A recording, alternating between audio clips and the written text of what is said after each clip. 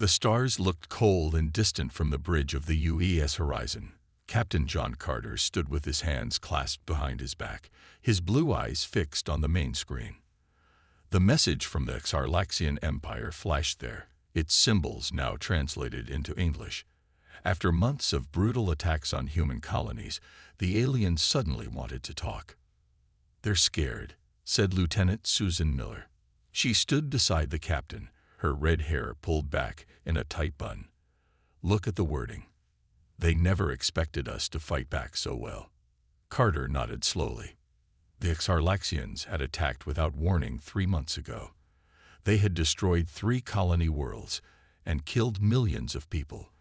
They thought humans would be weak and easy to defeat, like the other species they had conquered before. 50 years, Carter said quietly. Just 50 years ago, we were still stuck in our own solar system.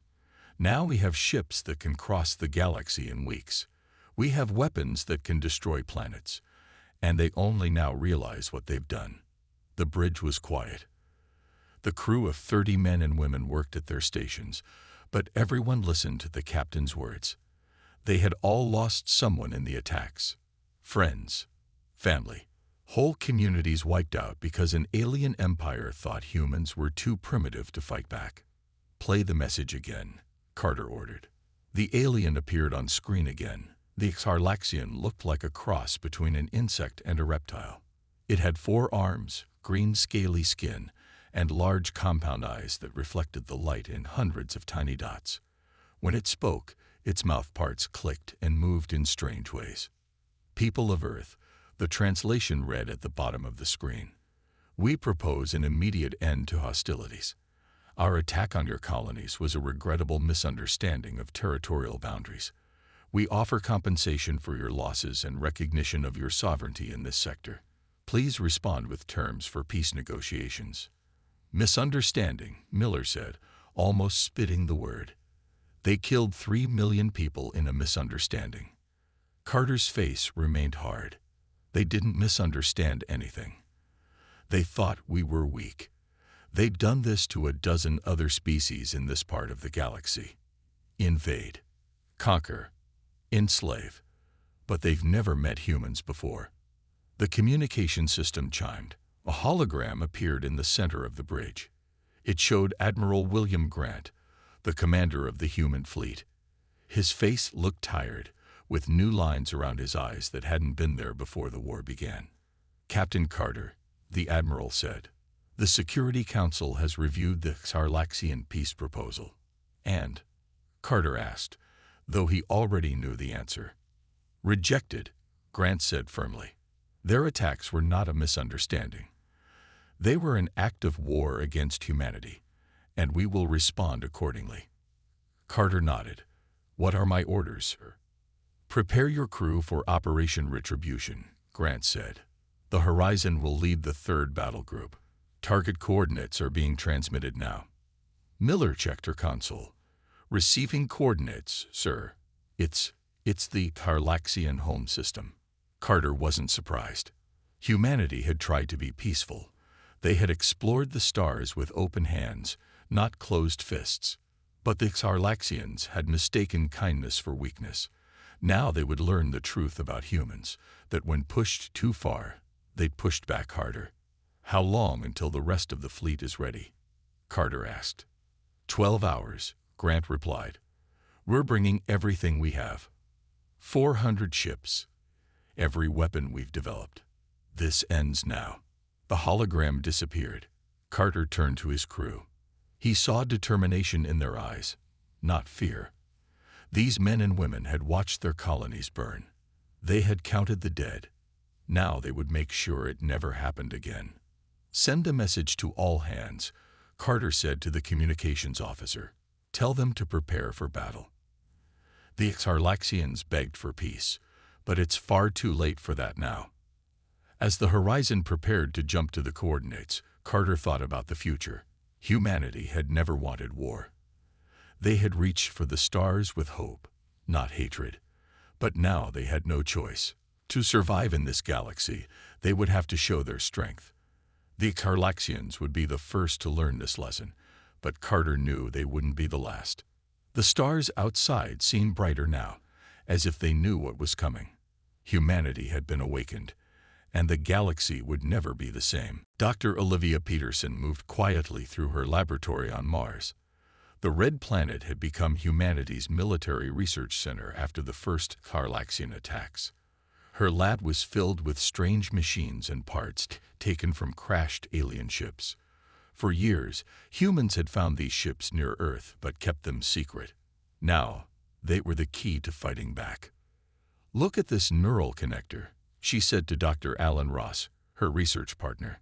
She held up a small device that glowed with a soft blue light. The Carlaxians used these to control their weapons. They thought humans couldn't use them because our brains work differently. Ross smiled as he took the device. He was older than Olivia, with gray hair and kind eyes that had seen too much since the war began. But our brains are more flexible than they expected. We can learn to use their technology faster than they can learn to stop us. Across the room, 5 soldiers sat in special chairs. Each wore a headset similar to the one Olivia held. They were learning to control alien weapons with just their thoughts. What had taken Sarlaxians years to master, humans were learning in weeks. "How are the new recruits doing?" Olivia asked a nearby assistant. "Better than expected," the young man replied. "Group 7 has already mastered the fighter controls. Group 8 is working on the heavy weapons platforms now." Olivia nodded with satisfaction. When the Carlaxians first attacked, humanity had been outmatched. The aliens had technology that was centuries ahead of Earth's. But they hadn't counted on human determination or creativity. A large screen on the wall showed factories across Mars, the Moon, and Earth. All were now making weapons and ships for the war. Car factories made tank parts. Foam makers built communication systems. Every industry had changed to help fight the alien threat. "The new hybrid ships are ready," Ross said, checking a report on his tablet. "They use our engines, but Sarlaxian weapon systems. They're faster and stronger than anything we've built before." Olivia walked to the window. Outside, the Martian sky was dusty and pink. In the distance, she could see the massive shipyards where Earth's new fleet was being built. Hundreds of ships were nearly ready. They were humanity's answer to the Sarlaxian threat. "We've learned more in 6 months than we would have in 50 years of peaceful research," she said quietly. "War is a terrible teacher, but an effective one." Ross joined her at the window. "Do you ever wonder if we're becoming too much like them? Building weapons, focusing everything on war." Olivia considered this. "We didn't want this fight. We were exploring space peacefully when they attacked us. Everything we're doing now is to survive." Their conversation was interrupted by a call. General Frank Murphy's face appeared on a nearby screen. He was on Earth, overseeing the training of new soldiers. "Dr. Peterson, Dr. Ross," he greeted them. "How are the new weapons systems coming along?" "Better than expected, General," Olivia replied. "The neural interfaces are working perfectly. Your soldiers will be able to use them in combat within 2 weeks." Murphy nodded. "Good. Admiral Grant is preparing Operation Retribution. We'll need everything ready by then." "The Sarlaxians have asked for peace talks," Ross mentioned. "Is there any chance we'll accept?" Murphy's face hardened. "They only want to talk because they're losing. For 30 years, they watched us from the shadows. They attacked when they thought we were weak, killed millions of our people. Now that we're fighting back, they want peace." He shook his head. "It's too late for that." After the call ended, Olivia returned to her work with new determination. The Sarlaxians had made a fatal mistake. They thought humans were primitive because they didn't have advanced technology. They didn't understand that humans had survived on Earth by adapting to every challenge, by turning weaknesses into strengths. "The first group of pilots is ready for the new ships," Ross announced after checking the latest reports. Olivia nodded. "Send them to the shipyards. We don't have much time." As night fell on Mars, lights from the factories and shipyards lit up the landscape. Humanity was awakening to its full potential, driven by the need to survive. The Xarlaxians had wanted to conquer a weak species, but instead, they had created their worst nightmare. When Operation Retribution began, they would understand their mistake. But by then, it would be far too late. Ambassador Lisa Howard felt strange sitting across from an alien. The Xarlaxian diplomat named Scathar was tall, with green scaly skin and 4 arms that moved in nervous patterns. They met in a large room on Ganymede, Jupiter's largest moon. Once a simple research base, Ganymede was now a fortress with the biggest human military base in the solar system. "Your kind has shown unexpected abilities," Scathar said. When he spoke, his mouth parts clicked together like small sticks hitting each other. "We wish to stop the fighting now. We will respect your current borders." Lisa kept her face calm, but inside she felt angry. She had been a teacher before the war. Now she represented all of humanity in these talks. "You killed 3 million humans. You destroyed 3 colony worlds without warning." The alien's large eyes blinked rapidly. "It was a mistake. We thought your kind was like others we have met, willing to serve in our empire. We did not know humans would fight back so strongly." Lisa almost laughed.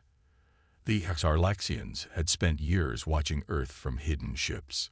They had studied humans but understood nothing about them. They saw humans building cities and making art and thought they were weak. They didn't see that humans had spent their history fighting and surviving against all odds. "You thought we would surrender after your first attack," Lisa said. "You were wrong." She pushed a small tablet across the table. On it were humanity's terms for peace. The Xarlaxian picked it up with one of his 4 hands and read it. His eyes grew wider with each word. "This is impossible," he said finally. "You want us to leave all human areas, pay for all damages, and keep our ships 50 light-years away from any human world. This would ruin our empire." "Those are our terms," Lisa said simply. "Take them or leave them." Scathar's skin changed color slightly, turning a darker green. Lisa knew this meant he was angry. "We came to offer fair terms. We are still more powerful than humans. We have ruled this part of space for 1,000 years. Lisa stood up slowly. "There's something you should know. We've broken your communication codes. We know your leaders sent you here to delay us while your ships move into new positions." She looked directly into the alien's compound eyes. "That chance is gone now." The alien stood up too, towering over her. "What do you mean?" "Operation Retribution has already begun," Lisa said.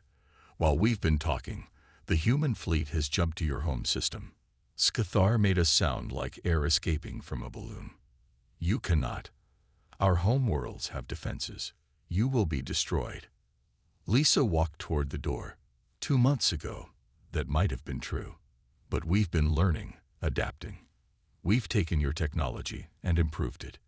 Your defenses are already being shut down by our computer systems." The alien rushed to a communication device on the wall and began speaking rapidly in his own language.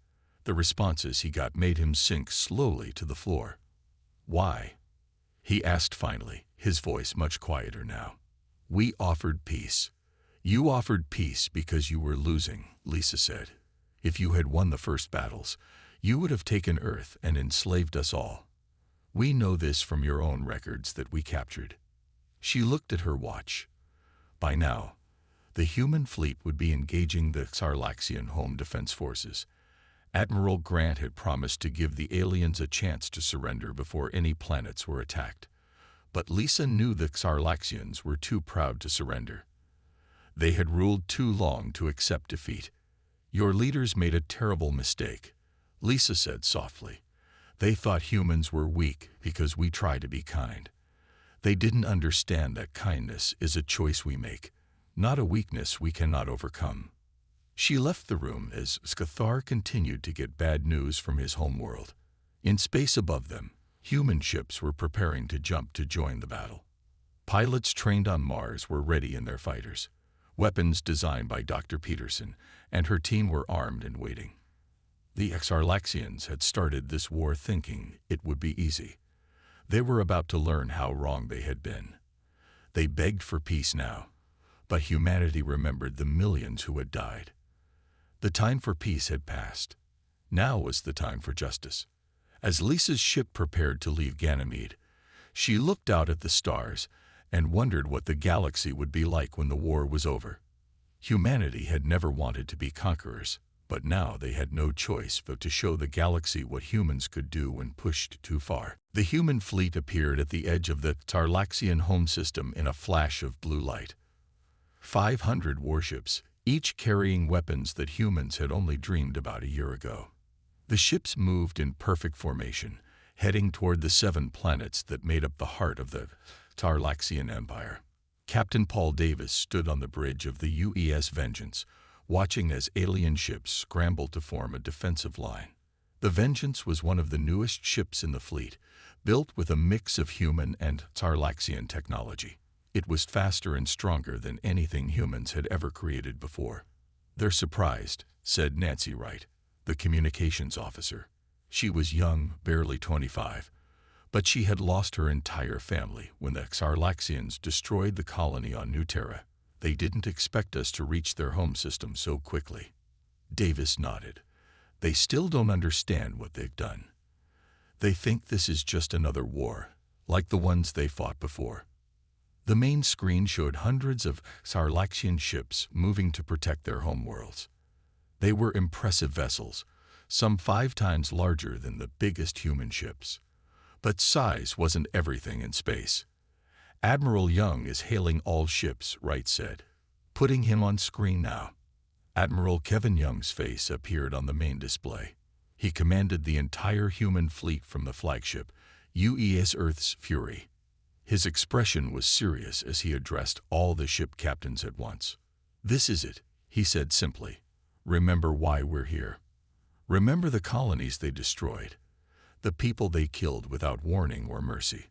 Today we show the Tarlaxians and the rest of the galaxy what happens when you attack humanity." The screen changed to show the battle plan. Each ship had a specific target.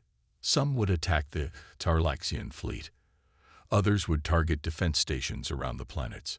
The goal wasn't to destroy the alien worlds, but to remove their ability to make war. "Incoming transmission from the Tarlaxian High Command," Wright reported suddenly. Davis was surprised. "Put it through." The alien commander appeared on screen. Unlike the proud Tarlaxians they had faced before, this one held his 4 arms in a position that Dr. Peterson had identified as submissive. "Please," the alien said, his voice translated by the ship's computer. "We accept your previous terms.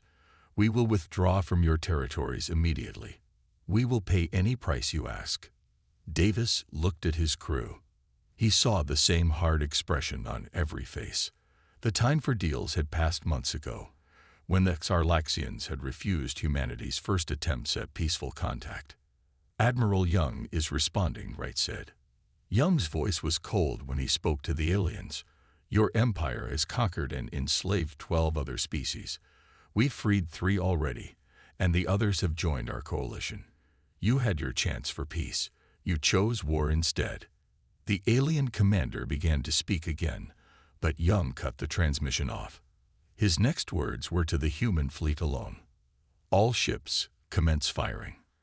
The space around the Vengeance lit up as hundreds of human ships fired at once. New weapons, created by combining human ingenuity with alien technology, cut through Tarlaxian shields like they weren't even there. Davis watched as the first wave of alien ships exploded.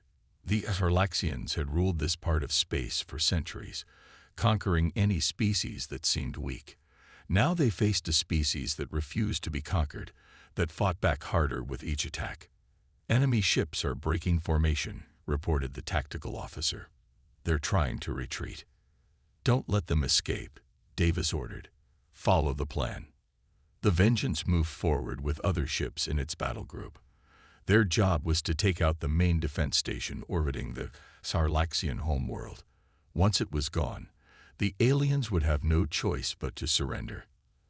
As they approached the massive station, Davis thought about how quickly everything had changed. 6 months ago, humanity had been on the defensive, scrambling to survive the alien attacks. Now they'd brought war to the heart of the Sarlaxian Empire. On the main screen, Davis could see the planet below. It was beautiful, with blue oceans and green continents not unlike Earth. He felt a moment of regret for what was about to happen. The Sarlaxians had started this war, but it was ordinary aliens on that world who would suffer most. "They're hailing us again," Wright said. "They're offering unconditional surrender." Davis looked to the screen where Admiral Young's face had reappeared. The Admiral was silent for a moment before he spoke. "Accept their surrender," he said finally. "Tell them to power down all weapons and prepare to receive our terms." A cheer went up from the crew of the Vengeance. The battle was over almost before it had begun. The mighty Sarlaxian Empire had fallen in less than a day. "It's not just about winning," Davis told his crew as they celebrated. "It's about what comes next. We didn't come here to destroy them. We came to make sure they never threaten us again." As the human fleet moved into position around the Sarlaxian homeworld, Davis knew that the galaxy would never be the same. Humanity had arrived on the galactic stage not as explorers, but as warriors. It wasn't the role they would have chosen, but it was the one they had been forced to play. Dr. Olivia Peterson walked through the ruins of the Sarlaxian archive. The grand building had once held the records of their empire, thousands of years of history stored in crystal data cores. The battle had damaged parts of it, but most of the information was still intact. "This way," said her guide, a young soldier named Steve Harris. "We found something strange in the deep storage section." Olivia followed him down a long hallway. The walls were covered in strange writing that the translation software was still learning to read. 2 weeks had passed since the surrender of the Sarlaxian Empire. Human forces now controlled their homeworld, and teams of scientists were studying everything they could find. General Frank Murphy waited for them in a large room filled with glowing crystal columns. He looked tired but satisfied. The war had aged him, turning his hair gray and adding lines to his face. "Dr. Peterson," he greeted her. "Thanks for coming so quickly. We found something you need to see." He led her to a central console where one of her research team worked. The young scientist looked up with excitement in his eyes. "You won't believe this," he said. "We've translated their historical records about Earth. They've known about us for over 200 years. Olivia felt a chill run down her spine. 200 years. But we only developed space travel 60 years ago. The scientist nodded. "They've been watching us since our Industrial Revolution. Look at this." He showed her images on the screen. Old Earth cities from the 1800s, World War I, the first rockets, the moon landing. The Sarlaxians had recorded it all from hidden ships in orbit around Earth. "But why?" Murphy asked. "Why watch us for so long and then attack?" "Because they were afraid," Olivia said as she read more of the translated text. Their scientists and religious leaders both predicted the same thing, that if humans ever expanded beyond our solar system, we would eventually take over the galaxy. She pointed to a passage on the screen. "They called us the sleeping predators. They were terrified of what we might become." Murphy frowned. "If they were so afraid, why not destroy us before we developed space travel? Why wait?" Olivia moved to another section of data. They had a plan. A group of 12 space empires agreed to keep us contained in our solar system. They would prevent any contact that might speed up our development. They called it the Earth Quarantine. "So why break their own rules and attack us?" Murphy asked. "Politics," Olivia replied, reading more. "A new group took power in the Sarlaxian government. They believed they could defeat us if they attacked early enough, before we developed faster-than-light travel on our own." She looked up at Murphy. "But they were 3 years too late. We had already created our first FTL drive when they attacked. If they had waited just a little longer, they might have seen our test flights and realized their mistake." Murphy was quiet for a moment. "So their fear of us made them attack, which forced us to become exactly what they feared." "A self-fulfilling prophecy," Olivia agreed. She continued reading through the records. The more she learned, the more she understood why the Xarlaxians had been so afraid. Compared to other species they had encountered, humans were aggressive, adaptable, and quick to learn. What took other species centuries to develop, humans could master in decades. "There's more," she said. "The other empires in their alliance, they're still out there. And now they know we've defeated the Xarlaxians." Murphy's expression grew serious. "Will they come after us next?" "Some might," Olivia said. "But others might be open to peaceful contact now that they've seen what happens when you try to conquer humanity." She showed him another screen, this one displaying information about the species the Xarlaxians had enslaved. 12 different alien races, some held captive for thousands of years. They worked in mines and factories, building the empire that had tried to crush humanity. "We should contact these species," Olivia suggested. "Offer to help free them. We could have allies instead of more enemies." Murphy nodded slowly. "I'll bring it up with Admiral Young and the Security Council. But we need to be careful. The galaxy is more dangerous than we thought." As they left the archive, Olivia looked up at the alien sky. The war had changed humanity forever. They had gone from a single planet to a power that had defeated one of the oldest empires in the galaxy. But it was just the beginning. The stars held more threats, more challenges, and humanity would face them all, now awake and aware of its own strength. The great hall on the planet Taraxis was filled with creatures of many shapes and colors. Some had scales, others fur. Some walked on 2 legs, others on 4 or 6. But they all shared one thing. They had once been slaves of the Xarlaxian Empire. Eric Russell stood on the stage, feeling nervous. As Earth's new ambassador to the freed worlds, he had the job of speaking for all humanity. Just 1 year ago, he had been a history teacher in a small college. Now he was making history. "For generations, you lived under Xarlaxian rule," he began. His words were translated by small devices worn by each alien, allowing them to understand him. "Now you are free to choose your own path forward." The aliens watched him with eyes of many different shapes and colors. Some looked at him with hope, others with fear. The news had spread quickly across the galaxy. The mighty Xarlaxian Empire had fallen to a species that most had never heard of before. A tall alien with blue feathers covering her body stood up.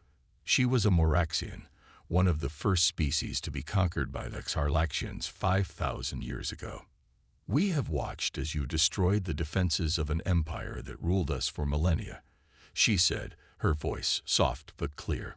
"Many of us wonder if we have simply traded one master for another." Eric nodded. He had expected this question. "Your concern makes sense, but humanity has no wish to build an empire. We seek allies, not subjects." "Yet you have weapons that could destroy any who stand against you," said another alien, this one with green skin and large eyes.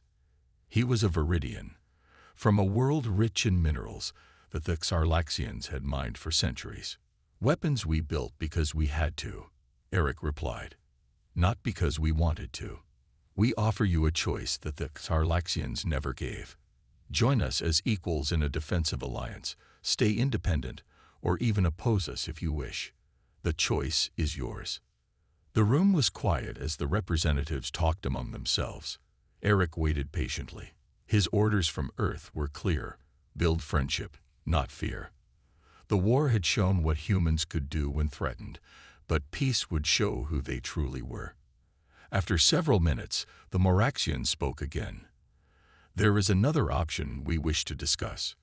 The Xarlaxian Empire still controls many worlds and enslaved peoples beyond those you have freed. We propose not just a defensive alliance, but a campaign to liberate all those who still suffer under their rule." Eric hadn't expected this. "You want to continue the war?" "Not a war of conquest," the Moraxian explained. "A war of liberation. Many of us have family and friends still enslaved on distant worlds.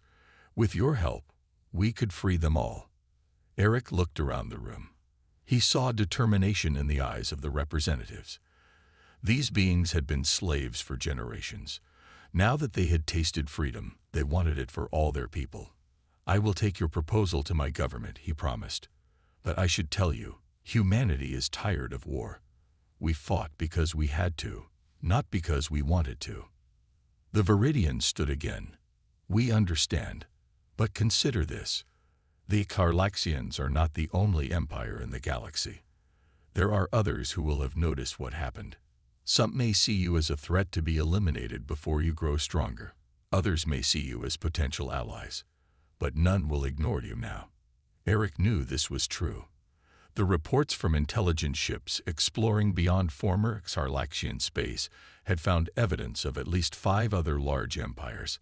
Some seemed peaceful, others less so.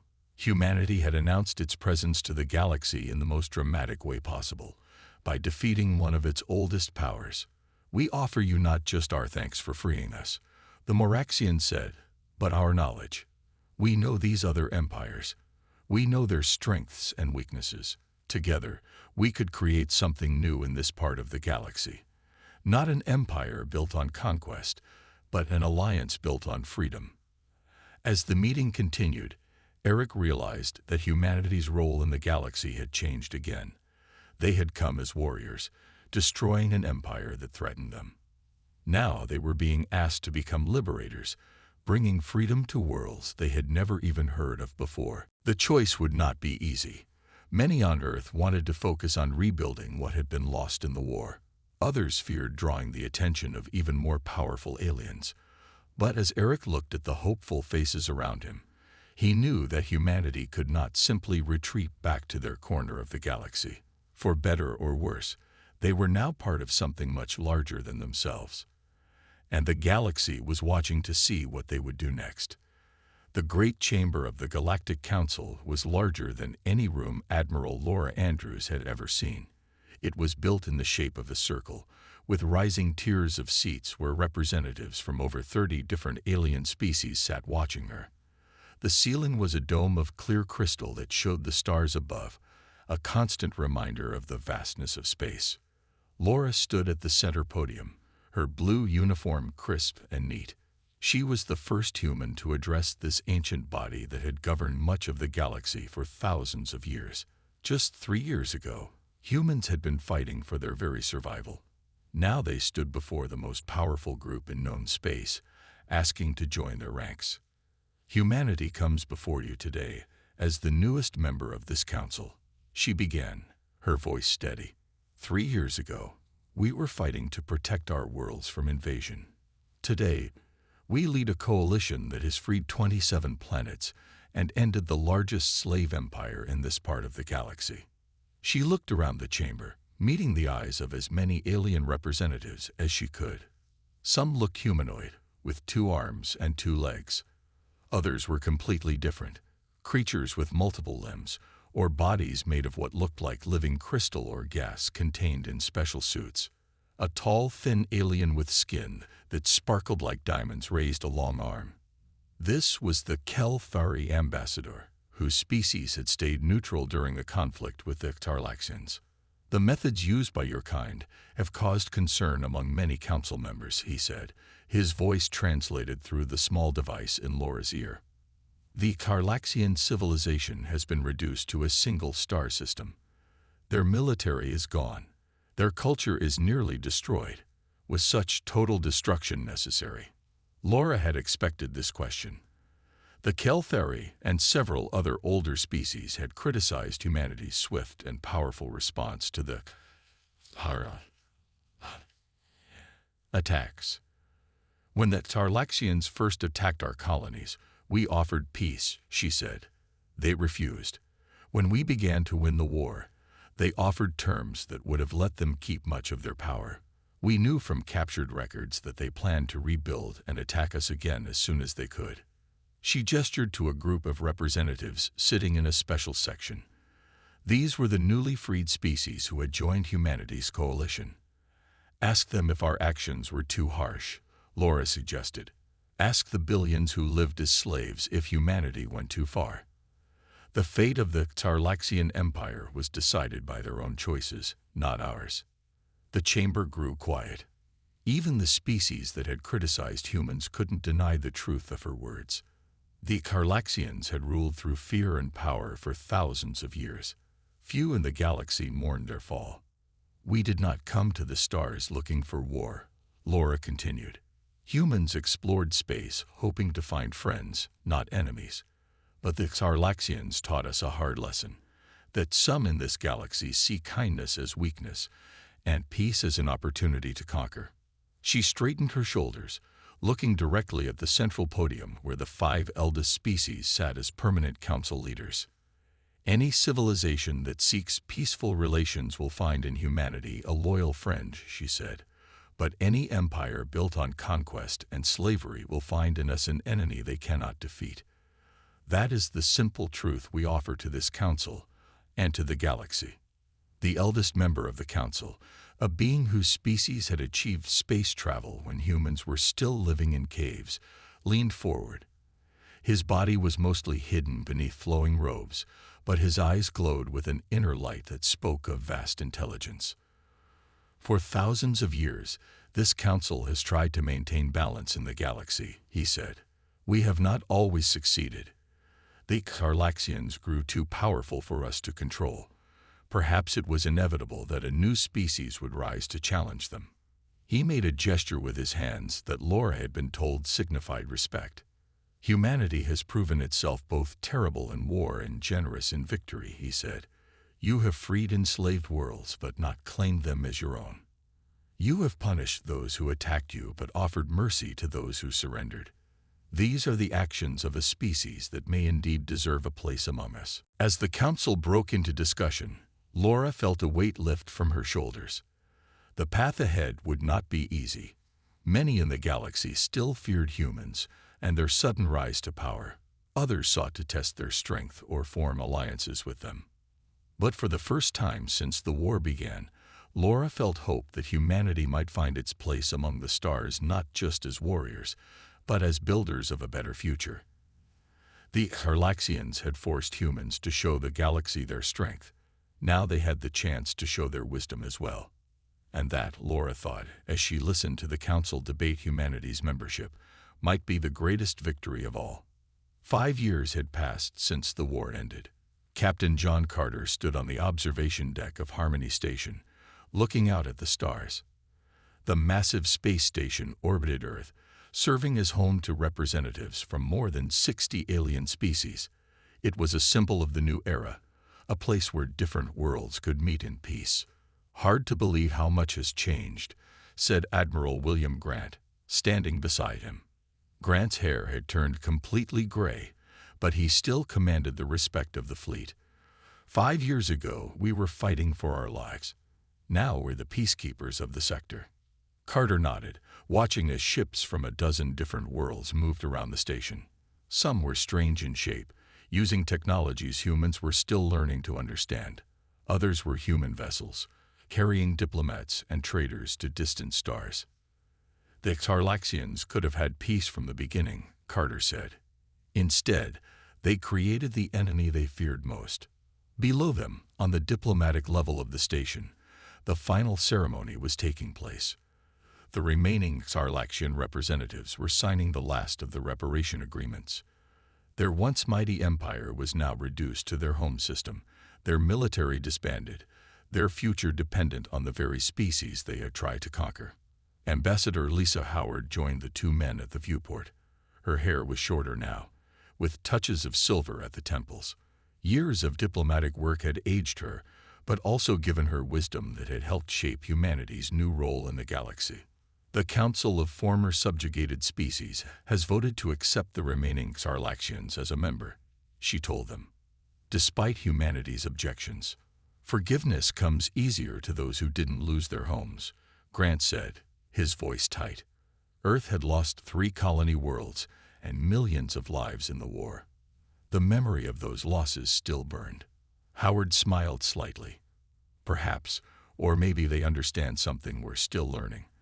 That true power isn't just about winning wars, but about building peace afterward." Carter turned his gaze back to the stars.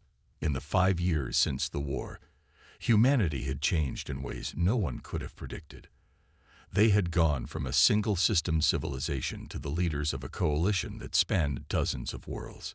Human technology, combined with knowledge from allied species, had advanced centuries in just a few years. "Do you think they understand now?" Carter asked. "That we never wanted war?" "I believe they do," Howard replied. "But more importantly, every other civilization out there now understands what the Xarlaxians learned too late. That humans will always try peace first, but if forced to fight, we will change the galaxy." Beyond the station, a new fleet was preparing for its first mission. It wasn't a war fleet this time, but one of exploration. 50 ships from 12 different species, led by human captains, were heading into uncharted space beyond the known borders. "The exploration fleet leaves tomorrow," Grant said.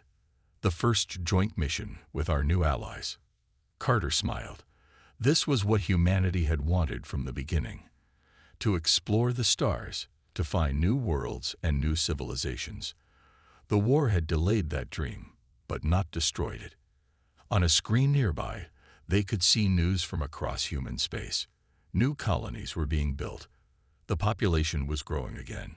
Schools taught children about the dozens of alien species they now called friends. Art and music from 100 worlds filled human cities. "We've been invited to join the Galactic Council as full members next month," Howard told them. The vote was nearly unanimous. Carter wasn't surprised. In 5 short years, humanity had proven itself not just in war, but in peace. They had helped rebuild worlds destroyed by the Xarlaxians. They had shared technology with species who needed it. They had shown that their strength could be used to protect as well as destroy. As the three of them watched the stars, a small Xarlaxian ship departed from the station, heading home with the signed treaties. It was escorted by 2 human vessels, not as guards, but as protection against those who might still hold grudges against the former empire.